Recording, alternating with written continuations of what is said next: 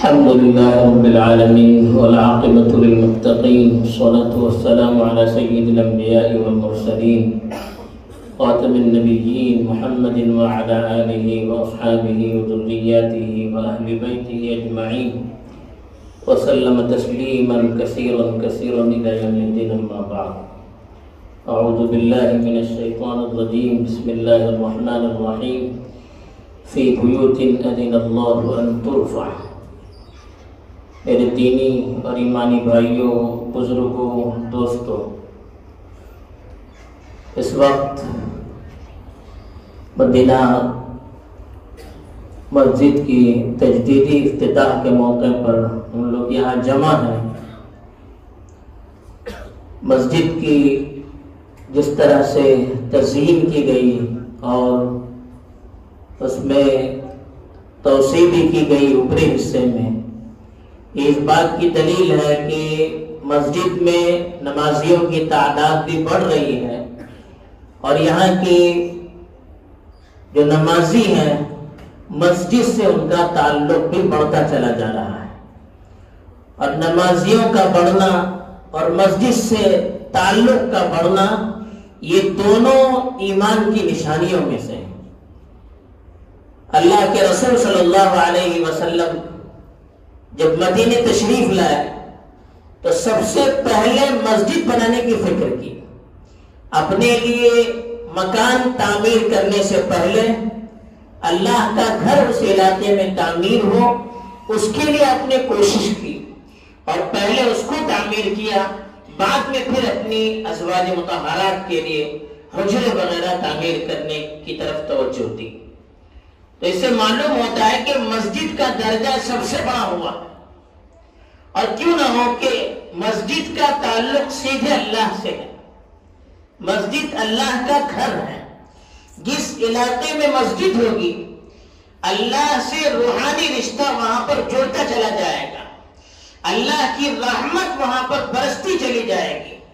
اللہ کا نور اس مسجد میں اترتا چلا جائے گا اور پھر وہاں سے پورے محلے میں اللہ کی رحمت بھی تقسیم ہوگی اور اللہ کی نورانیت بھی تقسیم ہوگی، جس کی وجہ سے پورے محلے میں خیر پھیلے گا. اور جب اللہ کا نور آئے گا اور اللہ کی رحمت آئے گی تو یقیناً اس محلے سے ظلمت اور تاریکی اور برائیاں خود بخود دور ہوتی چلی جائے گی. تو اس لیے کسی مسجد کا ہونا اس علاقے کے لیے بھی خیر و برکت کی اور اللہ کی طرف سے مدد کی نشانی ہے. تو مسجدوں کو آباد رکھنا، یہ دین کو آباد کرنا ہے.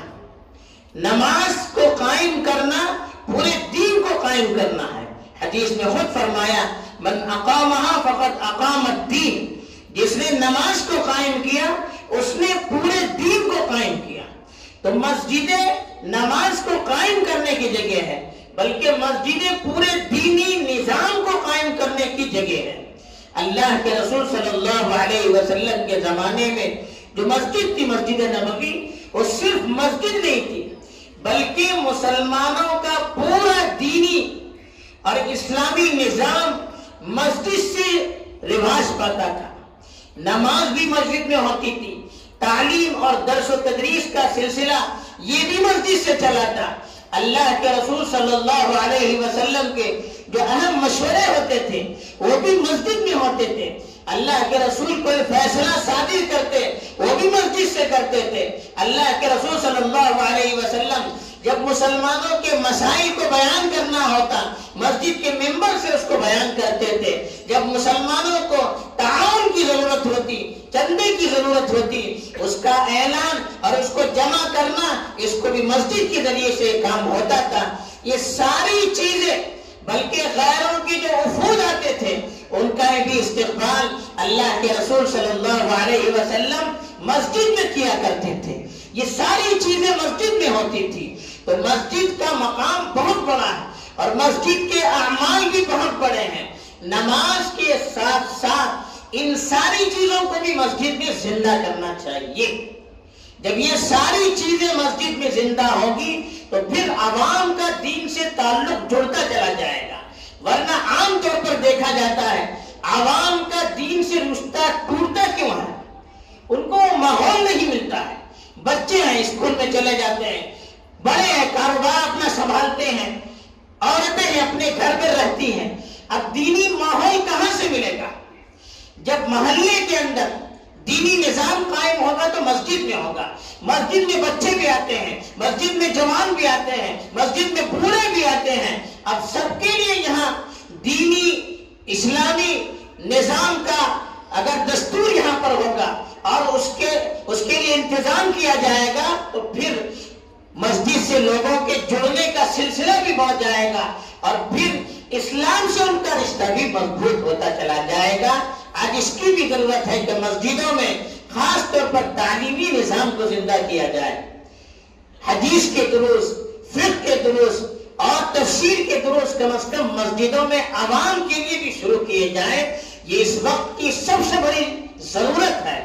آج ہم اور آپ جانتے ہیں پوری دنیا سے اور خاص طور پر ہمارے ملک سے جو نظام تعلیم کو جاری کیا جا رہا ہے اس میں سب سے بڑا جو حملہ ہے وہ ہمارے دین پر ہے، وہ ہماری دینی تعلیمات پر حملہ کیا جا رہا ہے. اور کوشش ایسی شکل لا کر، ایسے قوانین لا کر کوشش یہ کی جا رہی ہے کہ ہمارے جو نوجوان ہیں، ہماری نئی نسل ہے، ان کے لیے دینی نظام تعلیم سے دور رکھنے کے لیے کیا کیا پالیسی ہو، کس طرح سے ان کو دور رکھا جائے، اس کے لیے باقاعدہ وہ اس کے اندر شرطیں اور شرائط ایسی کڑی رکھ رہے ہیں.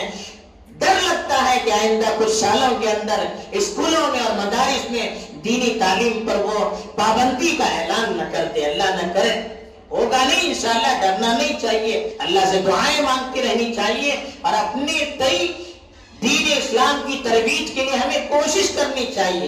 ہماری یہ کوششیں اللہ کے یہاں رنگ لاتی ہے اور اس کے نتیجوں میں باطل طاقتوں کی جو ارادے ہیں اور ان کے جو عزائم ہیں وہ ایسے ہی مسمار ہوتے چلے جائیں گے. لیکن اگر ہم نے ان مسجدوں کو ابھی سے آباد کرنا شروع کر دیا اور اپنے عوام کو مسجد سے جوڑ کر دینی تعلیم کا ان کے لیے انتظام کرنا شروع کر دیا تو یقین مانیے دنیا کتنی چاہے سازشیں کرے مسجد کی تعلیم پر وہ ہاتھ نہیں لگا سکتے، مسجد کے ماحول پر وہ حملہ نہیں کر سکتے ہیں. اس کی جرات وہ ابھی نہیں کر سکتے ہیں. تو اس لیے آج کے زمانے میں اس کا انتظام ہونا چاہیے. الحمدللہ ہمارے یہاں شبیرہ مکاتب کا نظام چل رہا ہے، اس کو اور مضبوط بنانا ہے، اس کو اور منظم بھی بنانا ہے. قرآن کے ساتھ ساتھ دین کی جو بنیادی تعلیمات ہے اس کو بھی اس کے اندر شامل کرنا چاہیے. وہ تو نظام ہو، اس کے ساتھ ساتھ میں یہاں کے ذمہ داروں سے گزارش کروں گا یہاں سے آپ مسجد کی تجدید ہو رہی ہے تو دین کی بھی تجدید کی جائے.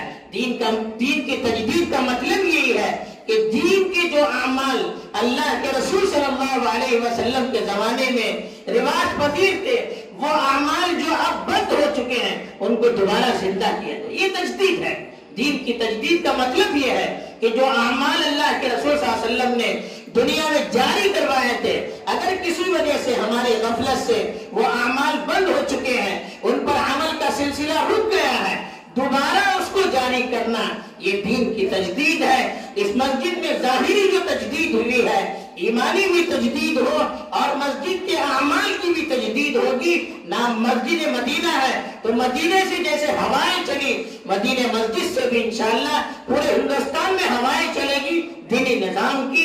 اس لیے اس کی انشاءاللہ کوشش کریں گے تو یقین مانیے کہ اللہ تعالیٰ کے فضل سے ہمارے بڑوں کے اندر بھی، چھوٹوں کے اندر بھی اور نوجوانوں کے اندر بھی دینداری آئے گی. اور پھر اللہ اگر توفیق دے عورتوں کے لیے بھی اس طرح کا نظام محلے کی طرف سے کیا جائے تو اللہ تعالیٰ دین سے ہمارا رشتہ مضبوط کریں گے، شریعت سے ہمارا رشتہ مضبوط کریں گے اور اپنی تعلق سے اور خاص اپنی حفاظت سے ہمیں نوازیں گے. بس انہی چند گزارشات کے ساتھ میں اپنی بات کو ختم کرتا ہوں.